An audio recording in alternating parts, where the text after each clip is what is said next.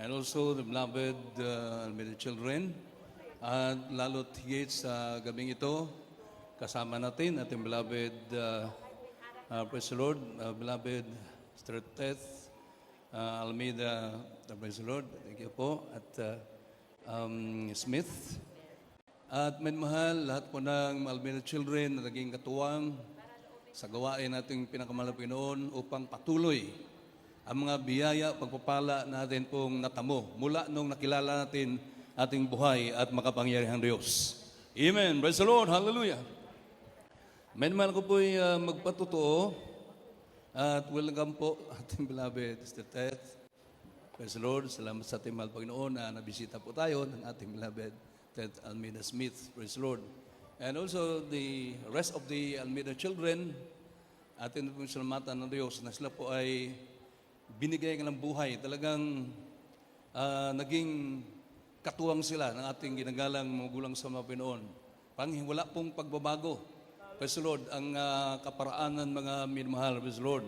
And of course, ating beloved parents, the Lord, hindi matutularan ang kanilang sakripisyo para po sa gawain natin mga Panginoon. Praise the Lord, hallelujah. At manamal, as a testimony, ako po yung na-save dito, mahal, way back 1981. So around 43 years ago. At ako po yung na-save dito dahil po sa aking karamdaman na HIPA AB. Na alam po natin, HIPA B, that is incurable. Wala pong kagalingan.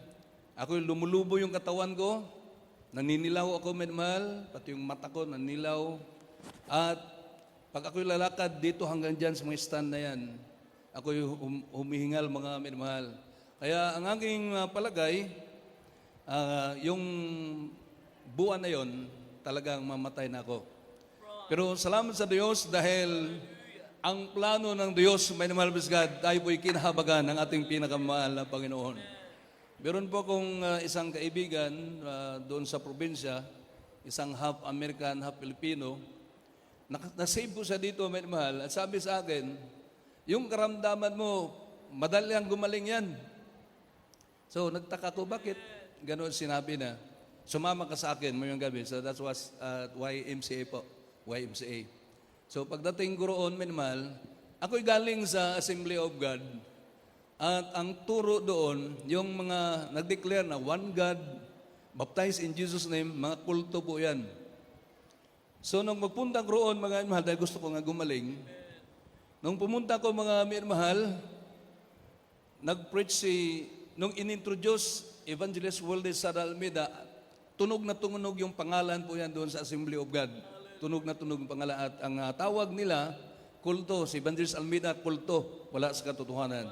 So, nandun ako,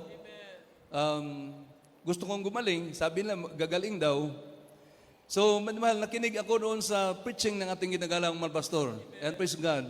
Sa pagkikinig ko, wala akong nakita doon, mahal, nga katuruan na kanyang sarili bagos galing po sa banal na kasulatan. Praise the Lord, hallelujah. So sabi ko, mukhang nagkamali ang accusation. Sabi nila, wala sa Biblia, pero lahat ng kanyang sinabi na sa Biblia. Kaya sabi ng ating mahal pastor, lahat ng may makaramdaman pumunta rito sa harapan at kayo magsisi upang pagalingin kayo ng ating pinakamahal na Panginoon. That was 1981. So, may mahal, pumunta ko sa harapan at purihin ng Diyos. Nung nagsisi ako, may mahal, at nilapag ng ating mahal pastor ang kanyang kamay sa aking ulo. Napakalamig ng kanyang kamay, mahal, at yung lamig tumakbo sa aking dibdib at paikot-ikot sa aking dibdib. May mahal, kaya sabi ko, ano itong naramdaman ko? Ang ating mahal pastor nakapikit, pero ako nakadilat, nakatingin ako sa mukha na yung mahal pastor.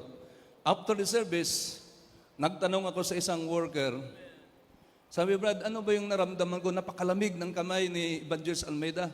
Nilagay sa ulo ko at tumakbo yung lamig dito sa aking dibdib. Ang sabi niya, Brad, pinagpala ka ng Diyos. Yung karamdam mo gagaling sa pangalan ni Jesus. Ang gawin mo, attend ka lang ng attend. So, mahal, natuwa ako, sabi gagaling daw. So, attend ako ng attend. And praise God, mahal, from 1981, hanggang ngayon, mahal, praise Lord, purihin ng Diyos. Ako'y lubusang pinagaling ng ating pinakamamahal na Panginoon Kristo. Praise the Lord. Now, to make long story short, naging worker ako, mahal. 1983. Naging worker ako, mahal sa God. Then, nung ako'y maging worker, observant ka, mag-observe ka kung ano yung ginagawa. Pagpupuri, at halos tuwing Lunes, nagkakaroon kami ng meeting at doon sinasabi ng mga pastor, mga pastora, yung pagpupuri sa Diyos, napaka-importanting bagay yan na gagawin ng Kristiyano. Praise the Lord, hallelujah. So, nagpupuri doon, may mahal. Laging, dati, 2 oras lang yun noon. 2 oras sa umaga, 2 oras sa gabi. Pero karon, purihin ng Diyos, may mahal, praise God. Talagang ilang oras na ang ating pong pagpupuri dito sa Cebu, ang lahat mga buong bansa at sa ibang lugar, may mahal. Tayo po'y pinakamahabang pagpupuri yung atin compared sa iba pong mga religious groups, may mahal. Kaya nagpasalamat po tayo. Sabi ko, ibang klase itong Jesus Miracle Crusade. So nung ako po ay umattend, baguhan pa lang ako noon, nagkabit po kami ng leaflets, or rather poster, sa poste, yung ginagamit ng LRT ngayon. Poste pa lang yan noong araw. Hindi ko alam, mahal, may lasing sa droga, lumapit sa aking likuran, tinutukan ako ng 38 caliber. Kaya nung tinutukan ako, mahal, dahil yung kabataan, tayo po ay mayroong mga abilidad nung araw, marinig ko yung sinasabi, mahal pastor, pag gamitin mong sarili mong lakas, magagalit ang Panginoon, madidisgrasya ka. So, sabi ko, gamitin ko ang pamaraan ng Panginoon. Nireview ko, minahal, pag-review, alam mo yung gunman man yung nag-ano ng baril, biglang umiyak. Umiyak sa mahal, praise the Lord, hallelujah, humingi ng tawad. Bakit po? Sapagkat meron daw siyang sumigaw sa kanya. Ibig sabihin, nabanas daw siya, na bad trip siya. Praise the Lord. So, ibig sabihin, mahal, baguhan pala ko, nakaranas ako ng patutuo. Dito sa ministeryong ito, manual, hindi po sayang yung atin pong pagdalo rito. Hindi po sayang yung atin pong, praise God, pagbigay nating lakas sa ating pinakamahal na Panginoon. Praise God, hallelujah. At ganun din, hinuld up ako sa may hiran. Pag hold up sa akin, may mahal, praise God, talagang grabe ang Panginoon. Pag ganun ko lang, may mahal, lipad yung nagdala ng, nag-ano sa akin, humawak sa akin. Yung isang may mahal na iwan, lipad siya, bumagsak doon sa gitna ng kalsada.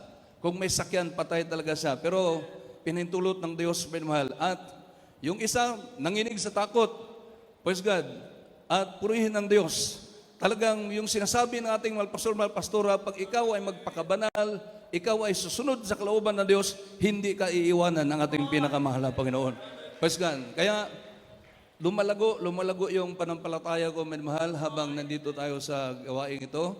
At dumating ang point na kami po ay inassign ng ating ginagalang mahal pastor. So, 1990, kami po ina-assign sa dako ng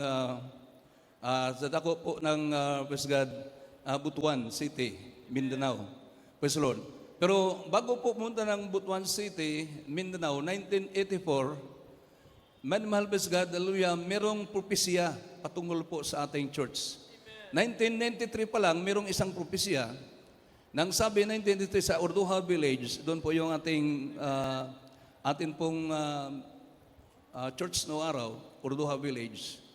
Ang sabi mahal ng propesya, I will give you the riches like of King Solomon and more than the riches of King Solomon for the gospel. Natumba yung nagsalita, biglang tumayo yung lalaki naman, brother natin. Tagalog naman kanya, bigay ko sa inyo ang pagpapala, ang kayamanan, katulad ng kayamanan ni Haring Solomon, at higit pa sa kayamanan ni Haring Solomon para sa Ebanghelyo. Praise the Lord. That was 1983. Kaya sabi ko, sino kayong Solomon na yon? At purihin ng Diyos, natakbo ang panahon hanggang 1985. Merong isang sister, pumunta naman sa pastoral house. At pagpunta roon man kami po naka-assign as cleaners during the time. Kasi group 1, group 2. Pag group 1 cleaners, ang group 2 ang spiritual. So during the time, group 1 kami ang praise God, cleaners. Tatlo kami na sa sala. Dumating yung sister. Pagdating niya, mahal, sabi namin, sis, upo ka. Binanggit yung pangalan. Sabi niya, hindi ako si Sister Millie ang pangalan. Hindi ako si Sister Millie niyo, ako ang Panginoon na nasa kanyang katawan. Praise the Lord. At sa Biblia, mahal, sabi, try every spirit. Huwag kang maniwala kagad bagos subukin mo ang espiritu. Kaya ang ating matured na brother doon, sabi niya, Sister Mil, umupo ka lang. Sabi niya, sinabi ko sa inyo na hindi ako Sister Millie ninyo. Ako ang Panginoon na nasa kanyang katawan. So, mahirap maniwala sa ganun, mahal, dahil tayo po inorient ng Demal Pastor na hindi ka karakadaka maniniwala. Alam mo, mahal, ayun palang sister nakatitig doon sa isang brother doon sa may sala, habang lagapas, nung magkatinginan sila, biglang natumba yung brother, mahal, na puspos ng Espiritu Santo. Praise the Lord. At yung nasa gitna ng sala, mahal, tumayo, biglang umikot, mahal, na puspos ng Espiritu Santo. Ako rin, mahal, nasa kusina ako, pagtayo ako, mahal, para akong hinuli ng hangin at ako po'y napuspos ng Espiritu Santo. Mamaya mayong kunti, yung mga workers naglabasan, nagtaka, bakit walang puri, bakit nagkapuspusan? Nung lumapit sila, mahal, ang sister nakatayo, walang makalapit. Pagdating dito sa boundary, mahal, tumba lahat ng mga workers, mahal, napuspos sa Espiritu Santo. Praise God, nung makita ng ating ginagalang mga pastor, praise God, na ito'y tunay na galaw o kilos ng ating mahal Panginoon. Hallelujah, praise the Lord. Siya po'y bumaba at nung pagbaba, mahal, sinalubong siya ng sister at sinabi, nilihan siya at sinabi, ikaw ang pinakamamahal kong pastor sa buong daigdig. Hallelujah. Gagamitin kita at ang iglesyang ito upang ipahayag sa buong mundo ang tunay na ebanghelyo. Praise the Lord, hallelujah. Kaya may malbisgad ang ebanghelyo na ating natanggap rito. Ito po'y pang buong mundo. May malbisgad, gagamitin ang iglesia ito. Sabi niya, gagamitin kita at ang iglesia ito upang ipahayag sa buong daigdig ang tunay na ebanghelyo. Praise the Lord. So, sa gayon, may mahal, bagamat ating mga magulang sa mga Pinoy nasa piling na ng mga Pinoy, ngunit ang kanila pong katuruan, hindi po nawaglit sa ating pong mga puso. Ating mga beloved preachers, nagpasalamat tayo na tayo po'y atin pong naitayo, manimahal, ang panampalatayang ito. Bagamat ating mga magulang sa mga Pinoy, wala na, ngunit buhay na buhay sa ating puso, manimahal, ang kailang makaturuan, manimahal, praise the Lord, hallelujah. Kaya patuloy na ang Diyos ay kumikilos kasama natin, mga kapatid, praise the Lord, hallelujah. So, takbo ng panahon, kami na assigned dito sa Butuan, 1990. Pag 1991, tinawagan ako ng mga sa punta ka ng Cebu dahil magkrusada tayo ng Cebu. So, pumunta dito ang team, napakaraming choir members noon. At mga minmahal, ako ang assigned sa sounding team dahil ako lang marunong mag-Cebuano. So, sabi ko, mahal pastor, pwede bang record natin sa... Sabi, hindi pwedeng record. Iba ang anointing ng actual, iba ang anointing ng record. Kailangan actual talaga ang iyong sounding. So ako lang marunong mag-Cebuano, so that was 1993. 1991, mahal. Talagang sounding, minsan parang tatlo na yung boses ko, 1991. So, purihin ng Diyos, nung magkrusada tayo, mahal, may mga kapatiran, hindi pa ganito karami noon. Ngunit, mahal, bless God, ang Panginoon ay kumikilos mula sa krusada, maraming himala. Isa sa pinagpala ng Diyos dito, si Captain Gabalies. Yung iba siguro hindi nakaabot kay Captain Gabalies. Captain Gabalies, mahal, yung isang killer na pulis yun. At mahal, sa po, mahal ay naatasan, meron kasing isang hold upper, kahit aeroplano hinuhold up nila. Malaking sinigado, si Montemayor, Biloy Montemayor. Alam mo, mahal, itong si Sergeant Cabales, ito yung nakakuha kay Sergeant, kay Biloy Montemayor. Kaya sumikat siya. Ang kanyang istorya kinuha ni Ramon de Villa, ginawang pelikula.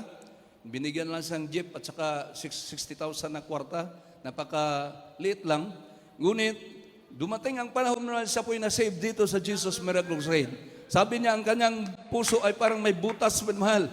Praise God, dumudura sa dugo. Ngunit siyang nagpabotismo sa pangalan ni Jesus, siya po'y pinagaling. That was 91. Praise God, kaya mula noon, patuloy, mahal, kasama po natin, ating beloved, makasama ko noon, mahal, beloved Brother Nilo Miranda, ordained preacher na po ngayon, Brother Joshua Galarusa, beloved Brother Robert Chua, beloved Brother Richard Abad. Yun po yung atin pong kasamahan ng araw dito, minamahal, praise God. Now, patuloy mga minamahal, patuloy ang gawain, praise God, at naiwan sila dito dahil ako na-assign ng Mindanao.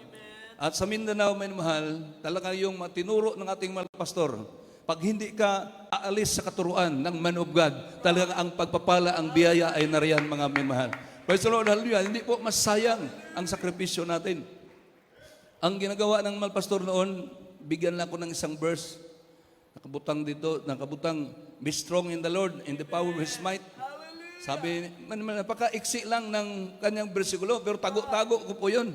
Dahil pag nababasa ko, nare-revive ako, manmahal. Iba talaga yung manmahal, God, man of God, kapag magbigay sila ng encouragement sa atin. So, ang nangyari, manmahal, habang nandun kami sa Butuan City, sa Mindanao, unti-unti po, nagkukrusada tayo, at manmahal, kumikilos ang presensya ng Diyos. Unang krusada o doon, manmahal, 1990, unang krusada doon, manmahal, 2 bulag. Nagkasama sila, manmahal, bisgad, doon sa ating area na pinagkrusadahan, isang hotel. Alam mo, manmahal, kalahati ng joyful songs natin, biglang nagsigawan ang mga tao. Bakit? Yung 2 bulag, biglang nakakita, manmahal, bisgad, sa pangalan ni Jesus.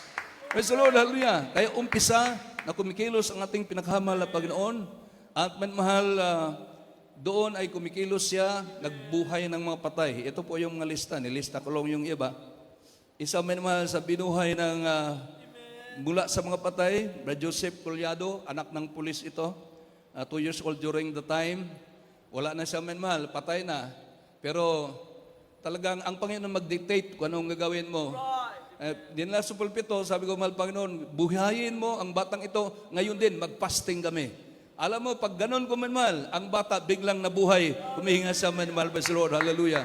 Ibig sabihin, ang Panginoon ay katulad ng tao. Kapag iyong kausapin, talagang pakikinggan tayo mga minmahal. Sabi natin mga Panginoon, hindi tayo pabayaan. Sabi ng ating mahal pastor, hindi tayo pabayaan ng ating pinakamahal na Panginoon. Now, pangalawan, isang pastor ng UPC, siya po'y naging backslider at sabi ng hospital, kahit dalhin ka pa sa Amerika, wala nang gwapong doktor na magpapagaling sa'yo. Praise God. Kaya nung natunugan nila na mayroong Jesus Miracle Crusade dumating doon sa Butuan City, pumunta sila roon, mahal. At dumating araw, mga 3 days, pang 3 days na mahal niya, namatay talaga siya, mga kapatid. Nung namatay siya, binigyan ako ng address. Sabi, ito yung address namin, Brad. So, pinili ko yung pinakamalapit. Pero habang nagbabasa ako sa address, nasa kwarto ako sa malayo, kasi malaki yung bahay na inalkila natin, biglang may nagsabi, ipag-pray mo ang patay. Ipanalangin ang patay. 3 times, ipanalangin ang patay. Pangatlo, para akong lumaki. Pumunta doon manmahal sa patay, pagsabi sa pangalan ni Jesus, demonyong kamatayan, cast out in Jesus' name. Biglang bumangon ang patay, manmahal na buhay sa pangalan ni Jesus. Praise the Lord, hallelujah. Napunta kami ng Davao, manmahal, isang Brother John Gomez, isang worker natin, nilason siya, praise God, well, nasa isang kasalan yun Nilason siya manmahal, pagdating doon sa pastor house, sa daan pa lang namatay na siya. 3 hours siyang patay. So, nag-pray kami, mahal, walang nangyari. So sabi ko, Panginoon, ang magulang nito magreklamo kasi nito sa pastoral house. Pero sabi natin, mga pastor, manampalataya lang. So, lumabas ako sa crowd, naghilakan, nag-iyakan yung mga workers, hindi na magkaranigan. Biglas mo, Panginoon, anong nangyari ito? Maliit na buses. Sabi ng boses, lason. Lason. 3 times, lason. Kaya bumalik ako doon, mahal, pinag-pray sa pangalan demonyo ng lason, cast out in Jesus' name. Biglang yung pilik mata, biglang gumalaw yung kanyang mata, manmahal, sabi, Jesus' name, hallelujah, praise the Lord, cast out, Jesus' name. Biglang, manmahal, nabuhay ang patay, mga kapatid, praise the Lord, hallelujah. Then, sa Tagum City, akin lang po ito yung lubos-lubosin. Tagum City, isang babae, manmahal, namatay siya. Sabi kay Brother Win, ating preacher, Brother Win, yung anak ko si Constancia, namatay kaninang alas 7 ng gabi. Pumunta sila Brother Winnie, alas 6 na ng umaga. So around 11 hours na ang nakalipas. Pagdating nila doon, may mahal, sabi, ma-comfort lang ang mama niya para ma-comfort, awit sila. Umawit.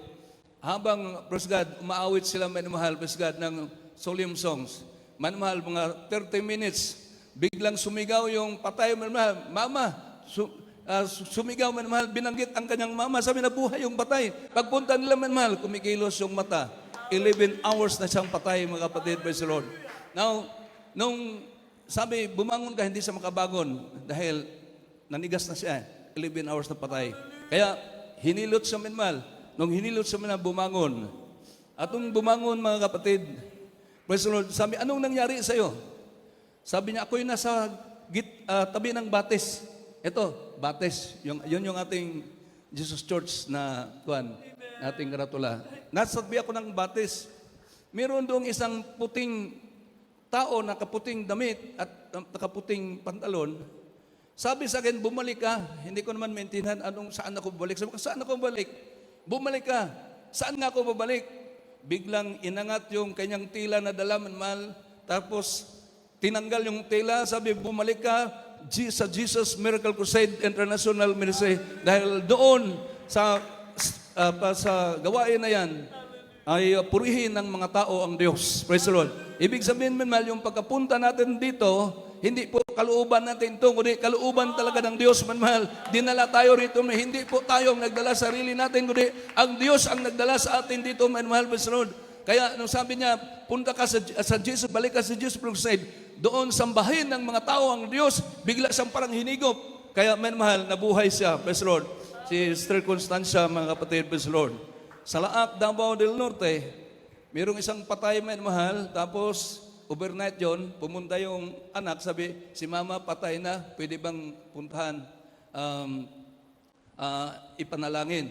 Pumunta yung mga workers natin, mga bata pa, may mahal, parang hindi pa matawag na preachers, workers lang talagang. Pagpunta nila, may mahal, ano na sila ng mga pagkain, nagluto ng pagkain, meron ng bowl dito sa uluhan para yung mga limos, alam mo na, lilihans nila. Paglihans man, biglang bumuka yung mata ng patay, man, praise God, at kanang nirebuke, man, praise God, bumangon yung patay. Yung mga tao, nagtakbuhan yung iba, man, pero ating mga manggagawa, tuwang-tuwa na dininig ang ating mga panalangin, praise the Lord. Hallelujah, glory to God, praise the Lord, hallelujah. At doon, man, isang nitibo na babae, siya ay namatay.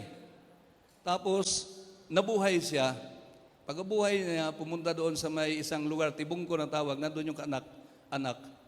Nagsasamba yung anak niya dito sa atin, si Jesus Crusade. Sabi niya, mama, sumamba ka sa sambahan namin. Saan na yung sambahan ninyo? Basta sumama ka.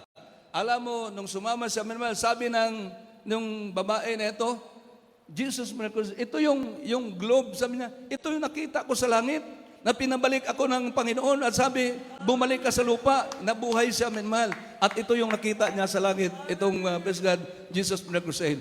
Ibig sabihin, ito po'y patunay na hindi po tayo hindi tayo dapat mag-alilangan, mga kapatid, praise the Lord. And last, minmahal, isang babae, isang bata, itong bata na ito ay, ito po'y sumasamba, pero ang kanyang mga magulang ay mga persecutors, na persecute sila.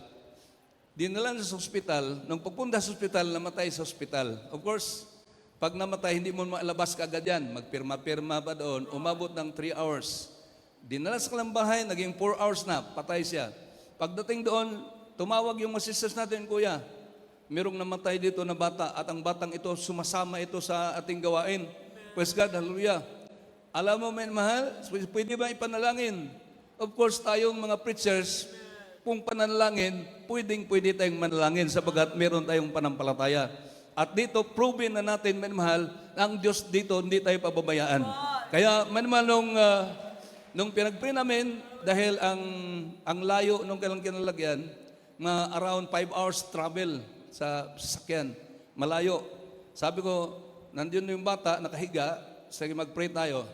Pag pray over man mahal, dahil patay nga sa demonyo ng kamatayan sa Panginoon, cast out in Jesus' name.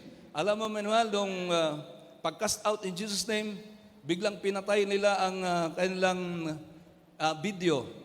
Mga seconds man mahal, biglang binuksan ulit nila yung video, yung bata mahal, karga-karga na ng kanyang ante, praise the Lord, hallelujah, binuhay na ating pinakamahal na Panginoon Jesus. Praise the Lord, hallelujah. Kaya man mahal ang mga himalang ito, dito lang natin ito makikita sa Jesus Miracle Crusade. Praise the Lord, marami pa. Sila Brother Dick Dave, kung marinig yung patutuo, praise God. Pero itong patutuo ko nasasabi, nung araw pa ito, man mahal. Ibig sabihin, nung araw pa, kumikilos na po ang presensya ng Diyos, kumikilos na po ang kapangyarihan ng ating pinakamahal Panginoon Jesus dito po mahal sa iglesyang ito. Kaya, sa ngayon, man mahal, praise God, pinagpala tayo ng ating pinakamahal Panginoon. Meron nga mga foreigners doon, isang Amerikano, dalawa na sila ngayon, man mahal. Evangelist ito, 130 nations sa kanyang narating. Pero nung kausap nung preacher natin, nagmumura man. Sabi ko, anong klaseng Kristiyano yan? 130 nations na abot pero nagmumura. Nirebuke ng ating preacher. Humingi ng suri. Mamayang kunti, magmumura naman. Nirebuke naman. Alam mo mahal, nag-drive siya ng kanyang backhoe, biglang natumba yung backhoe. Pag natumba yung backhoe, natapon siya, nadaganan siya nung backhoe, mahal. Bali ang 11 ribs niya. Mga kapatid, praise the Lord. Tumawag sa akin, mahal, nirescue namin. Dinala sa ospital. Sabi ko doon dito sa isang patay na binuhay, Brother John Gomez, sabi ko, officer ka man diyan sa security, ipanalangin niyo yung Amerikano diyan na napilay. Pinag-pray man mahal, after 1 month, pati mga doctors nagtaka, yung kanyang bali na 11 ribs man mahal, gumaling lahat, nawala man mahal, bisigad, hallelujah, ang bali ng kanyang ribs man mahal. After 1 month, lumabas siya at nagpabautismo sa pangalan ng ating pinakamahal na Jesus Cristo. Ibig sabihin, 130 nations, grabing pride na niya dahil 130 nations nga ang kanyang narating. Pero compared sa atin man mahal, wala man tayo sinasabing narating natin, ating mahal pastor, sabi, Panginoon lang ang ating inaasahan dito. Hindi sarili ang tinggaling, hindi sarili ng katalinuhan. Yun pong ibinagbilin sa amin, yung mga preachers natin. Nandito, men mahal. Brother Joshua, Brother Nilo, yun ang orientasyon namin noong araw, men mahal. Wala pa tayong ibang inaasahan dito, kundi ang Panginoong Hesus lamang, mga kapatid, praise the Lord, hallelujah. Kaya hanggang magpakailan-kailan pa man, hanggang may buhay pa tayo, men mahal, ang Panginoong Hesus, praise God, siya ang ating Diyos, men mahal, kanyang kapangyarihan ay manatili sa atin habang tayo sincero, naglingkod sa Diyos, men mahal, hindi po tayo pababayaan ng ating pinakamahal na Panginoong Kristo, praise the Lord, hallelujah. At yung isang babae, 1984, kung nasabi ko na ba ito, pumunta doon sa pastoral house, nakapikit siya, men mahal. Pagdating doon sa pastoral house, yun na nga, kinausap nung ating preacher, sabi nga niya, hindi daw siya Sister Millie, siya ang Diyos. Alam mo mahal, nung nilihan siyang mahal pastor, napuspos ang ating mahal pastor at sabi, gagamitin kita at ang iglesyang ito upang ipalaganap sa buong daigdig ang tunay na ebanghelyo. Nung araw man mahal, itong pastoral house natin, hanggang sa Oyo lang kami. Sa Oyo lang yung ating gawain. Tapos nadagdagan doon sa dito sa Cavite. Praise God, yun lang ating gawain. Pero ngayon, purihin ang Diyos. Hanggang ibang bansa, nandun na po tayo. Ibig sabihin, yung sinabi na gagamitin kita, ang ating ginagalang mga pastor, at ang iglesyang ito upang ipalaganap sa buong daigdig ang tunay na ebanghelyo, totoo po man malapangusap ng ating mga Panginoon. Kaya hindi lang po tayo dito. Actually, beloved, itong mga preachers natin, may international preachers na ito. Galing na ito ng Canada, galing ng Australia. Kahabagan kami, public balik kami sa Japan, sa Middle East, manmal. Ibig sabihin, yung propesya dito, totoo lahat. Wala pong hindi totoo. Totoo, manmal. Kaya, ang ating gagawin, patuloy po tayo na tumangan manmal sa katuruan ng ating ginagalang, mga magulang sa mga Panginoon, at tayo po'y maniwala sa mga preaching ng ating beloved preachers, mga kapatid, praise the Lord. At tayo po nagpasalamat sa gabing ito, kasama po natin ating beloved Ted Almeida, praise God, praise God, Smith. Alam mo ito, menmal, noon sila, mga bata pa sila noong araw, sila talagang hindi pa makakuha masyado sa Word of God. Pero karon, purihin ng Diyos, minamahal. Sila kinikilala natin na sila po, minamahal, ang mga nilangisan ng ating mahal Panginoon. Sila po ang kasunod ng ating mga magulang sa ating pinakamahal na Panginoon. Kaya purihin ng Diyos, nagpasalamat tayo sa ating pinakamahal na Panginoon Jesus, minamahal Praise the Lord, na tayo po'y kailanman, hindi po tayo pababayaan ng Diyos, minamahal, dito sa ministeryong ito. Tayo po'y patuloy maglingkod sa ating pinakamahal na Panginoon. Huwag tayo maghina, minamahal, Praise the Lord. Kaya na-discuss ka namin, wala si mahal pastor, wala na si Mama Dear. Sabi ko, bakit kung wala dito? Nandun na siya sa langit. Noong araw, agonizing mahal pastor, ngayon, kalabitin na lang Panginoon na, Panginoon, tulungan mo yung kawan mo doon sa baba. Bakit? Kasama na nila ang ating mahal Panginoon. Ibig sabihin, kahit bulong lang, marinig na natin mahal Panginoon. Dito nga, noong araw, talaga agonizing mahal pastor, fasting and prayer, mahal pastor, dinidinig ng Diyos, malayo ang langit, mahal. Basta sabi, wala pang nakapunta ng langit na mga astronauts, wala pa. Pero, praise God, purihin ng Diyos. Ngayon, mahal, hallelujah, nandun na sila sa piling na ating pinakamahal na Panginoon, mas malapit tayo sa Diyos, mahal, praise the Lord, hallelujah. Bakit? Meron tayong representative doon, praise the Lord. Representative na, mahal, talagang mapagkatiwalaan. Bakit? Ang kailang buhay ay binigay nila sa paglilingkod sa Diyos. Hindi katulad ng ibang mga pastors na parang sweldo lang ang kanilang hinahabol. Ngunit dito, wala tayong sweldo. At yung ating mga gawain, mga kapatid, pati mga foreigners nung ating praise God, Talipa Hulo-Sulo anniversary, talagang palingalingan sila, mahal. Nagtaka sila, bakit ganito ka success ang gawain na ito? Praise the Lord, hallelujah. Hindi sila mapalagay, mahal, praise God, tuwang-tuwa sila. Bakit po? Because of the man of God. Nagsakripisyo. At pagsakripisyo natin, nila mahal, ating Mama Dear, mahal pastor, yun ang gayahin natin, mga kapatid, praise the Lord. Dahil pag sumunod tayo sa kalooban ng Diyos, wala pong lugi, tayo pong lahat ay pagpapalain nating pinakamahal na Panginoon Kristo. Praise the Lord, hallelujah. Kaya sa mga oras nito, mga kapatid, kaya po'y nagpasalamat sa Diyos at salamat sa Panginoon, ating beloved Ted, kasama natin ngayon. At kami po'y aawit sa ating pinakamahal na Panginoon bilang po pasalamat sa ating buhay at makapangyarihang Diyos.